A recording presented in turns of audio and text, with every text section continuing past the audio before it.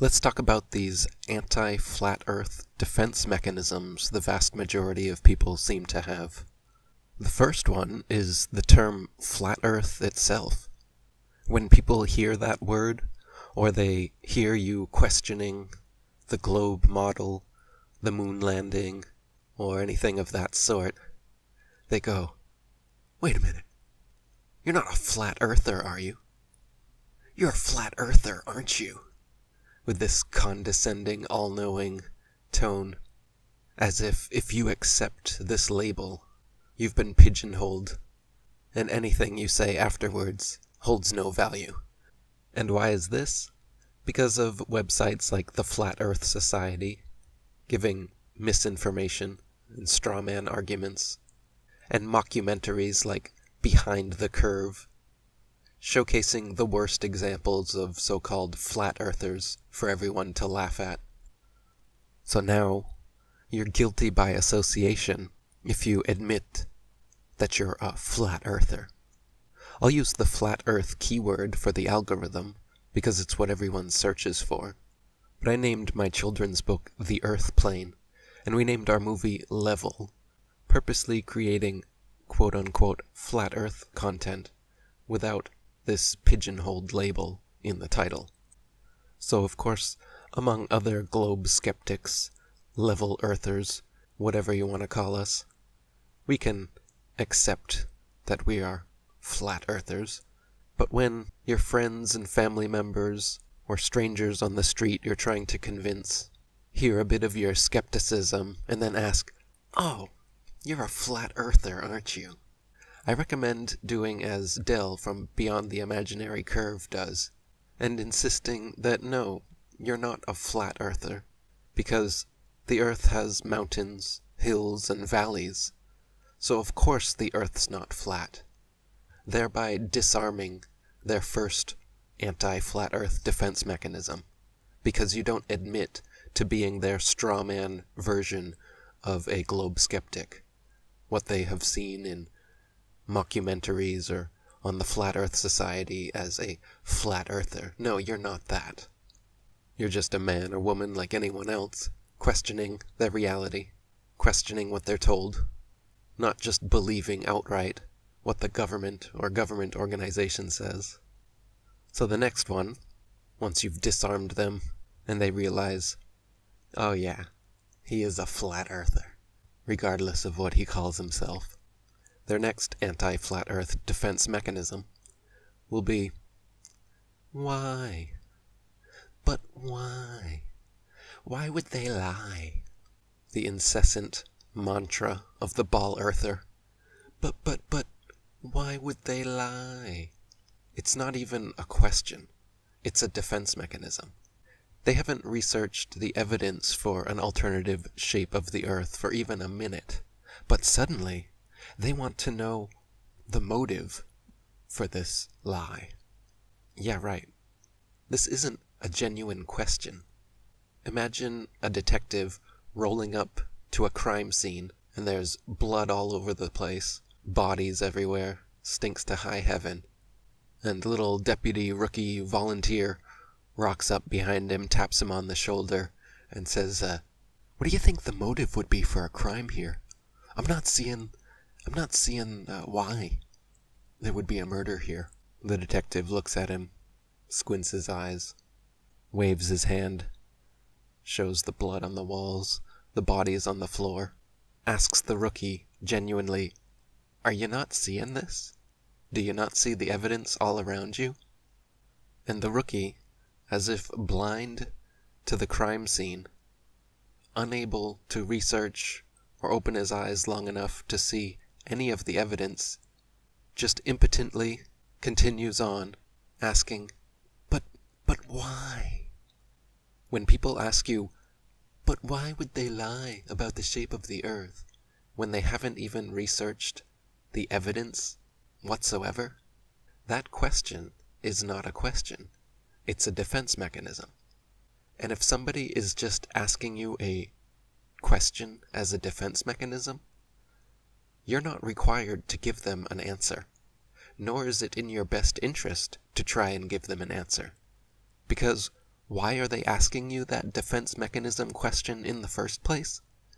Because it's such a huge and open-ended question, and you are not the one who's lying, so you couldn't possibly explain the motive of the liars, even if you knew it to the finest detail. Therefore, regardless of what answer you give them, or how good it is, they're just waiting for you to open your mouth so they can laugh and scoff at whatever answer you try to give to their impossible question. But why would they lie? People who ask this question are unaware of just how prevalent lies have been and continue to be throughout history, in all facets of society, in the media, in government, in history, in science. The lies are everywhere. And anyone that's going to ask you, but why would they lie, is obviously a mainstream media believing conformist sheeple who hasn't got the slightest idea of how the world actually works, and trying to hold their hand and explain to them the entirety of history and politics and conspiracies that have been hidden from them is an impossible task. As they say, you can lead a horse to water, but you can't make them drink. You can lead humans to standing bodies of level water, but you can't make them understand that they're impossible to bend. So when ballers chant their "why would they lie" mantra at you, don't feel obligated to try and dish up some answer that's somehow going to satisfy these insatiable people. If they really cared, they'd be looking into it as deeply as you are. And instead of that question being some flippant defense mechanism, it would be a genuine question, like it is for you or me.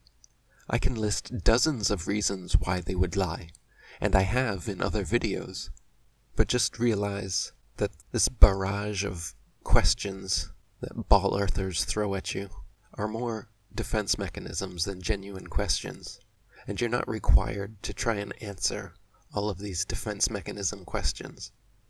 One of the biggest impediments to waking up is ego, and it is their ego that's chanting these "but why would they lie" mantras, these "oh, you're a flat earther." You'll notice your more enlightened friends and family members, when you told them about it, didn't come at you with this kind of attitude and these dismissive questions. Your more open-minded friends and family members were probably curious and interested, and when they asked questions, they were good questions, and they listened to the answers, and then you had productive conversations following them. This is a whole different thing than you get with these other people, and almost all people, when you ask them if they consider themselves to be open-minded, answer in the affirmative.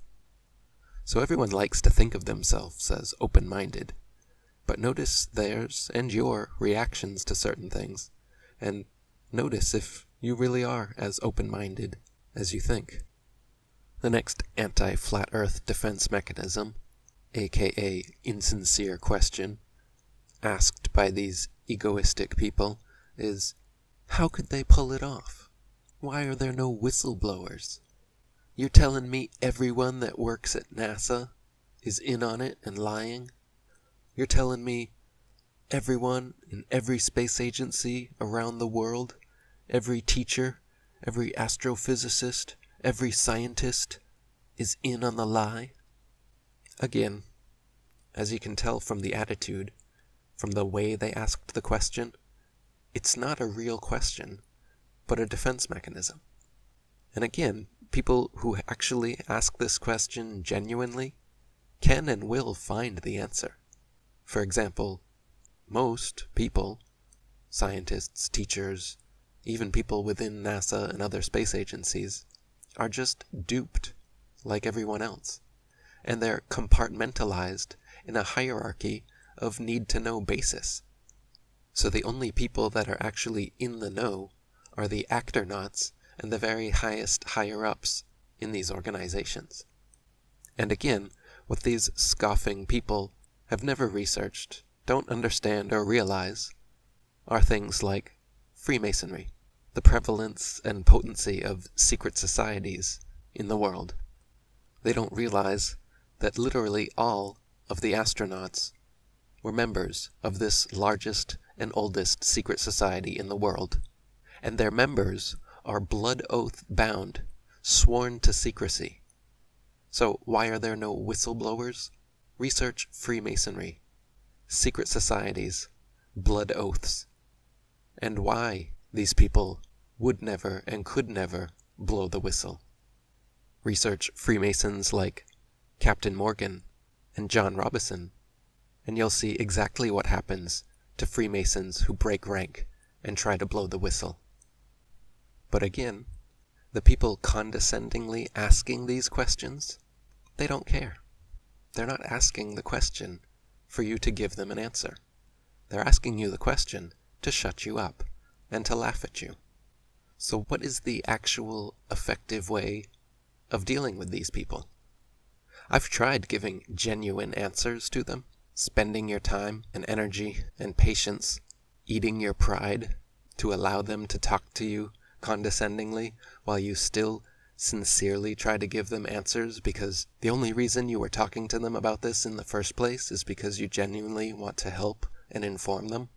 But all they see is an opportunity to laugh, condescend, and boost their own egos by stomping on yours.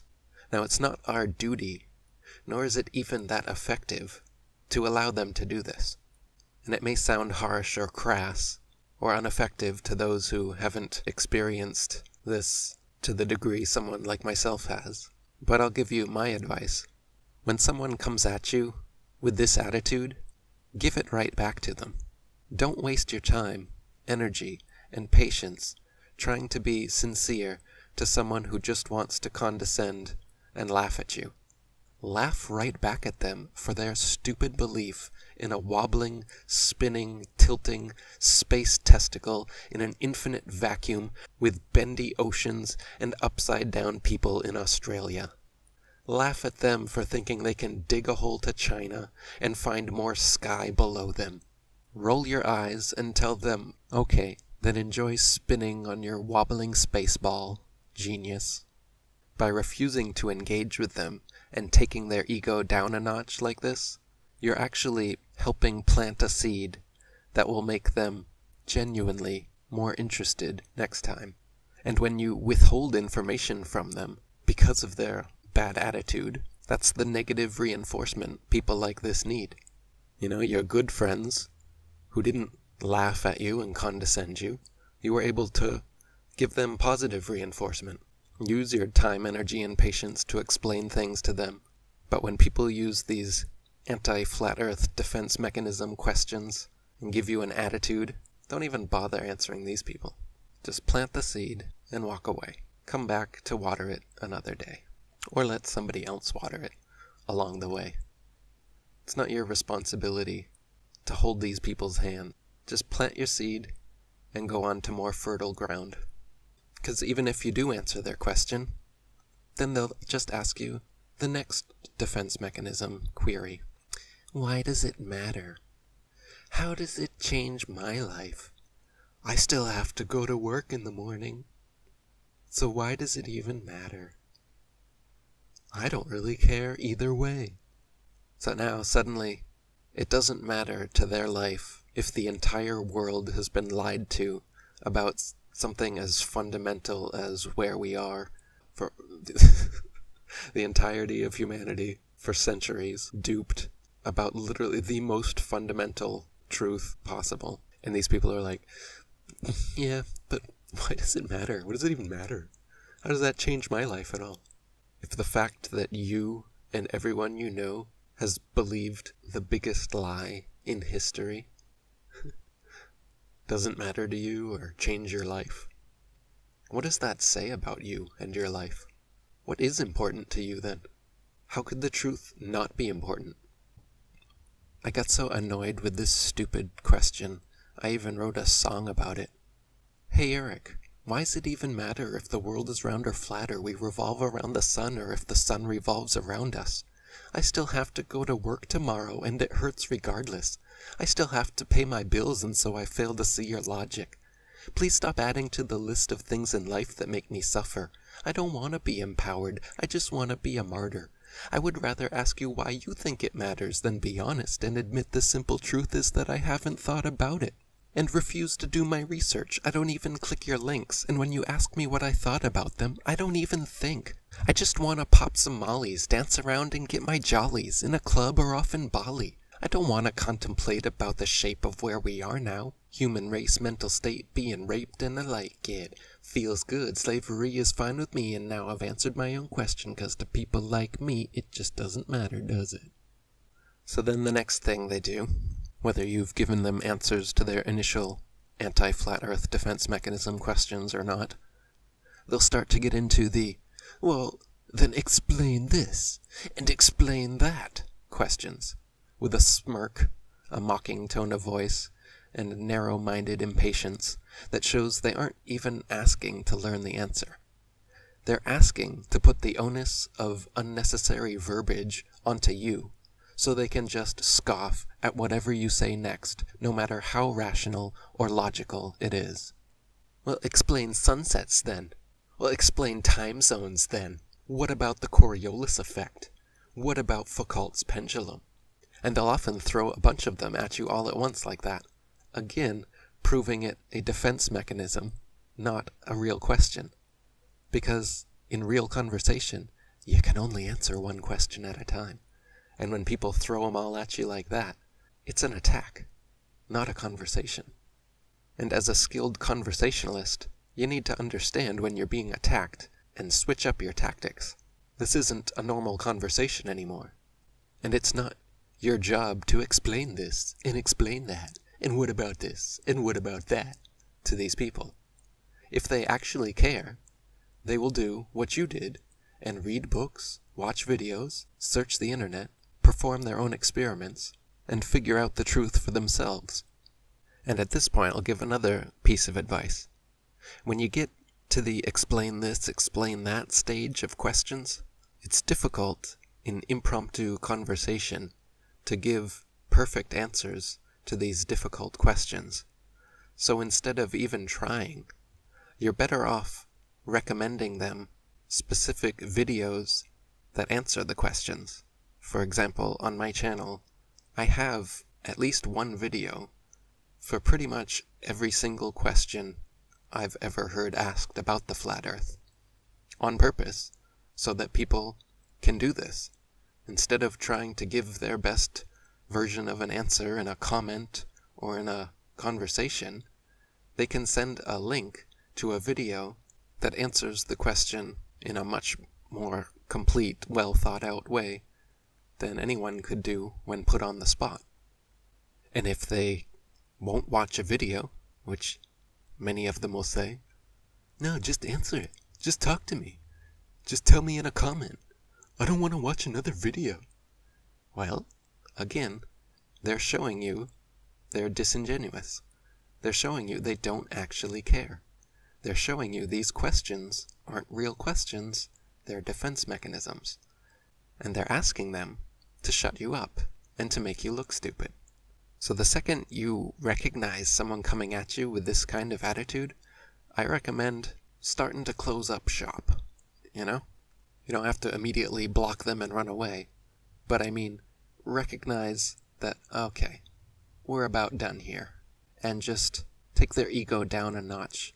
Give them a little flippant remark. You know, I like to tell them, enjoy spinning on your wobbling space testicle, genius. A little sarcastic boost to their ego, you know, call them a genius.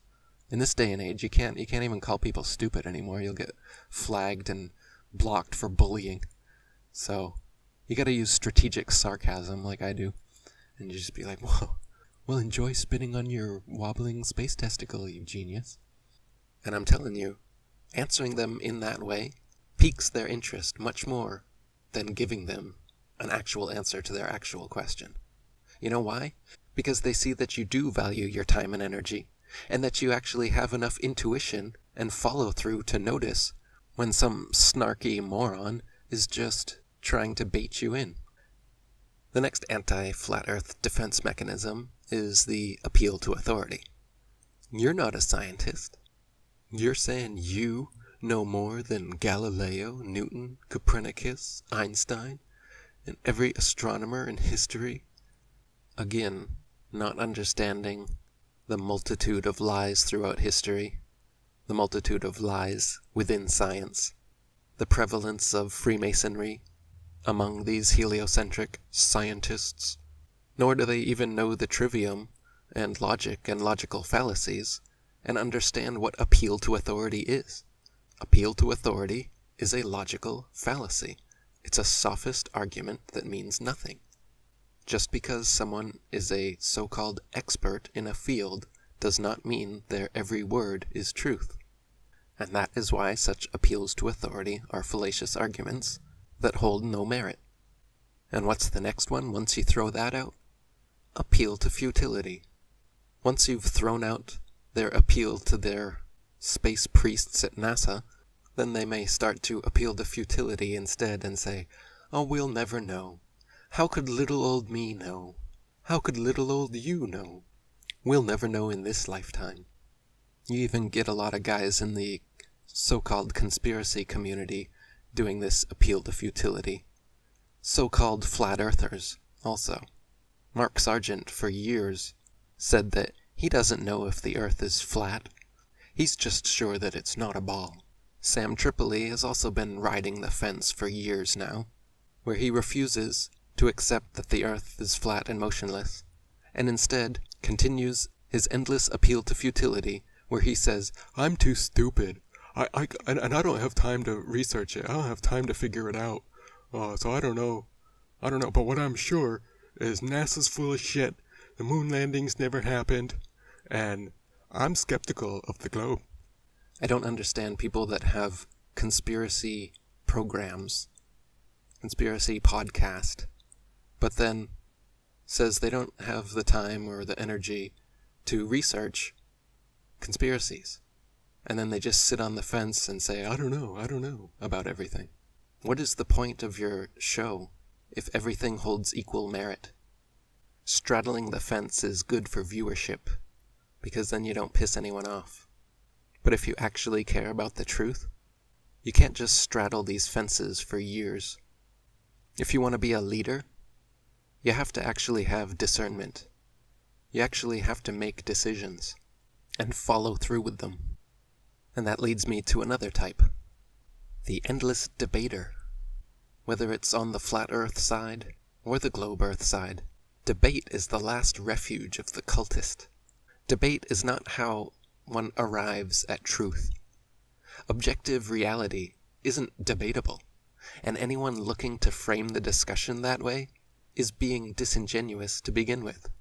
I'll talk with people about flat earth, but everyone wants to debate, like we're discussing what color to change the White House to or something. But we're talking about direct, observable, measurable, empirical reality here. It's not a debatable subject. So when people go on about, why won't you debate? When is there going to be a debate? Again, it's an egoistic mentality wanting to see some kind of winner or loser playing this subjective game. But again, if you wanted to change the color of the White House, that would be something you could debate. Debate the merits, the whys, the pros and the cons, and come to a final conclusion at the end. But when you're talking about physical reality, demonstrable, tangible substance, there is no debate to be had. There's only truth and fiction, reality and lies. The problem is these people have no intuition, and they're gullible as all get up. They think the government and mainstream media are bastions and beacons of infallible truth. And again, this is why no debate or well-worded answers to these questions are going to do anything to these people.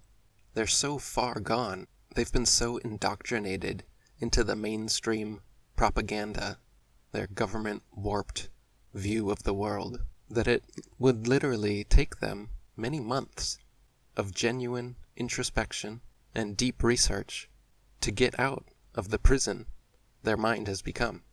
They don't even realize that their questions are defense mechanisms. They think they're being rational and logical. They think your skepticism is so far beneath them that they can barely hear what you're saying anymore. So again, instead of running around and doing all their research for them, I suggest just noting and verbalizing the fact that you see their attitude, you hear that condescension, and it's fine. You were just checking. You can see they're not ready, and you've been treated this way before. It's fine. You're just not going to subject yourself to it again. And they may even try to reverse then, oh, no, oh, come on. Because they wanted to laugh at you. They don't like that you're using your intuition and then asserting yourself and not playing their games anymore. They'll start coming at you like, oh, no, come on, no, I'm serious, why would they lie? No, come on. Just explain the sunset to me. Explain time zones. So just plant the seed, walk away, find more fertile ground, and if they come back with a better attitude, then it's time to water those seeds and you may see them sprout eventually. Because that's how it actually works. Nobody wakes up in a single conversation. The subject is too big. You can only plant seeds and then hope that they are open-minded enough, intuitive and discerning enough, and care enough to actually look into it for themselves. And when they do, it'll be obvious. They'll come back with a blown mind, and your next conversation will be a whole different thing. And that leads me to my last recommendation, which is watch parties. If you really want to wake someone up, get them to agree to sit down with you and watch an informative documentary on the subject, like our new Level movie, or 200 Proofs Earth is Not a Spinning Ball, or The History of Flat Earth, or How Everything Works on Flat Earth, are some examples. By getting them to agree to sit down and watch a video with you that explains the answers to all of their questions without them even having to ask them, and does so in an engaging and hopefully entertaining manner, we'll get past these anti-flat earth defense mechanisms and get to the deluded soul, the deluded baller soul in there. And remember, people have been programmed through the media to view conspiracies and conspiracy theorists as crazy and unstable. So when they start making you feel this way, with their condescension and scoffing at you, don't retaliate by going all crazy and getting mad at them and raising your voice and all this, but lead by example, by showing them that you're so far above their worldview and their egos need to stomp on you for presenting something different from what they think they know. Show them that you're confident enough in what you know to be true that you don't have to share it with them. You were trying to do it as a favor, and when they show you that they don't want to hear it, do them the favor of stopping. Put your hands up if you don't want to know about it, if you don't want to talk about it. I have other more intelligent, more open-minded, less egoistic friends I can talk with about these things. Thanks.